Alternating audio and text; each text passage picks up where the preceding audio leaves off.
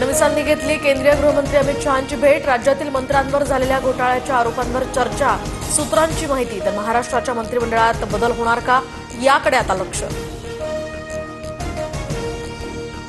मुख्यमंत्र्यांचा दिल्ली दौरा वादळी ठरण्याची शक्यता। माणिकराव कोकाटेंसह 3 मंत्र्यांची विकेट जाणार असल्याचाही अंदाज। भाजपमधून सुधीर मुनगंटीवार यांची महत्त्वाच्या पदावर वर्णी लागण्याची शक्यता। विधानसभा अध्यक्ष की मंत्रिमंडळात वर्णी लागणार, याकडे राजकीय वर्तुळाचं लक्ष।